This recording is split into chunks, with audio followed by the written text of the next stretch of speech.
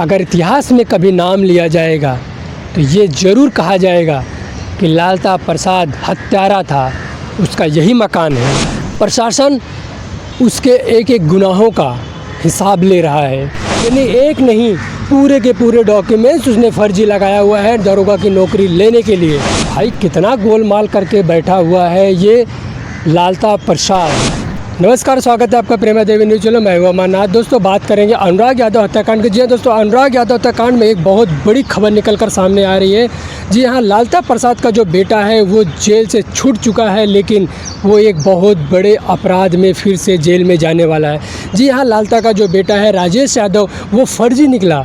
जी हाँ, लालता प्रसाद का जो बेटा जो दरोगा है वो फर्जी केस में अभी जेल में जाने वाला है, यानी उसकी ज़मानत होने वाली नहीं है, उसकी ज़मानत होगी भी नहीं, क्योंकि वो जो है उसने जो दरोगा की नौकरी लिया हुआ है वो जो है फर्जी डॉक्यूमेंट्स दिखा के, फर्जी जो है सारे सबूत दिखाकर वो ये नौकरी हासिल किया है।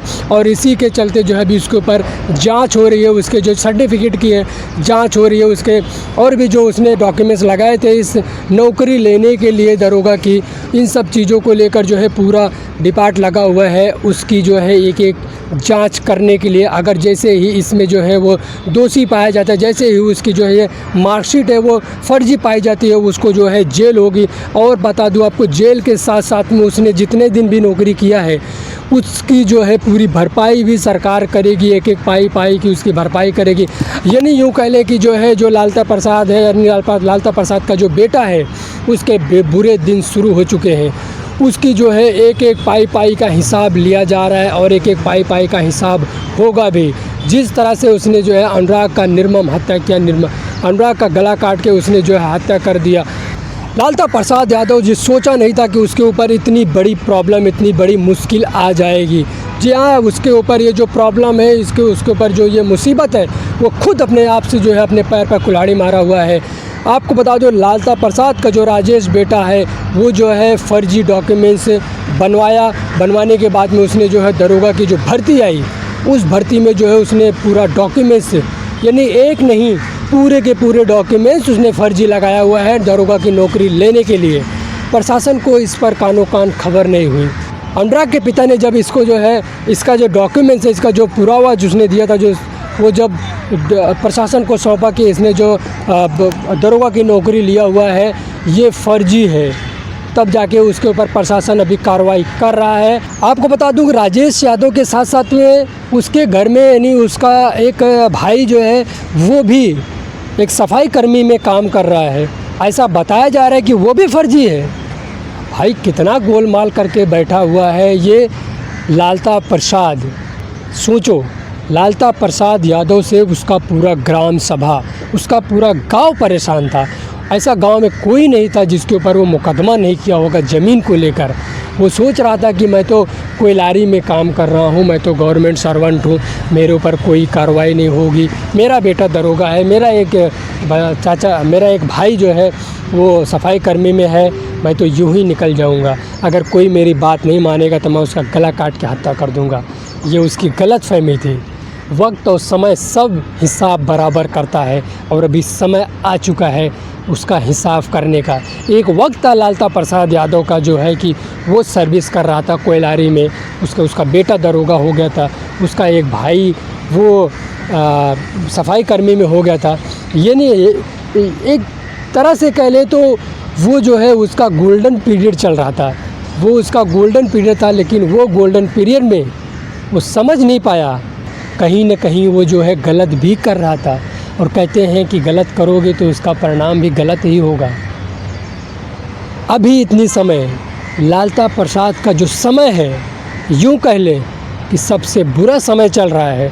और लालता प्रसाद और लालता प्रसाद का जो परिवार है वो नर्क की ज़िंदगी जी रहा है। अभी वो नर्क की ज़िंदगी, अब उसकी आने वाली 7 पीढ़ी इसी तरह से नर्क की ज़िंदगी जिएगी। क्योंकि जिस तरह से उसने ज़मीन के चंद टुकड़े के लिए एक मासूम की निर्मम हत्या कर दिया, ताइक्वांडो खिलाड़ियों की एक निर्मम हत्या कर दिया, उभरता हुआ सितारा था, उसको उसने उभरते हुए सितारे को उसने जो है गला काट कर निर्मम हत्या कर दिया। अनुराग अपने फैमिली में 4 बहनों का एक लौता भाई था, एक चिराग था, इस लालता हत्यारे ने उस ज़मीन के चंद टुकड़े के लिए उस चिराग को बुझा दिया। सोचो, जो माँ पूरे दिन अपने बेटे का कटा हुआ सर लेकर अपने गोद में रोती रही, बिलखती रही, क्या उसका रोंवा तड़पेगा, उसका रोंवा सरापेगा तो ये सुखी रहेगा? कभी नहीं सुखी रहेगा। और उसके बर्बादी के दिन अब शुरू हो चुके हैं। प्रशासन उसके एक एक गुनाहों का हिसाब ले रहा है। उसका घर गिराया जाएगा, घर पे नोटिस चस्पा हो चुकी है। तहसीलदार से अब कभी भी उसका ऑर्डर आ सकता है। अभी फाइनल बहस हुई है। जज साहब ने साफ साफ कह दिया है कि अगली तारीख पर उसके ऊपर बड़ी कार्रवाई के लिए कोई न कोई ऑर्डर निकाल दिया जाएगा।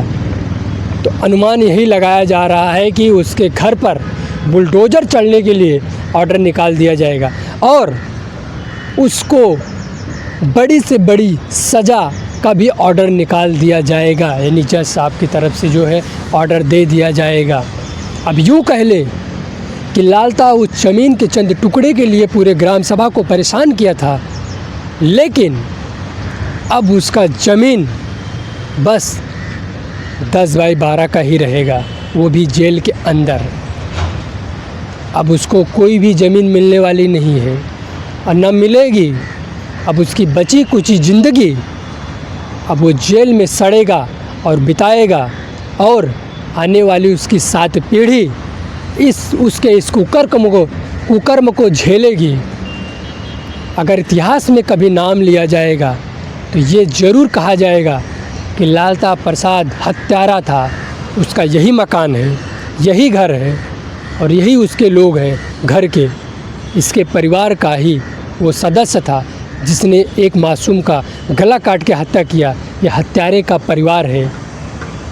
लालता प्रसाद चाहता तो उसकी ज़िंदगी ऐशो आराम से लग्जरी से जी सकता था। वो अपने पूरी ज़िंदगी खुशियों से जी सकता था।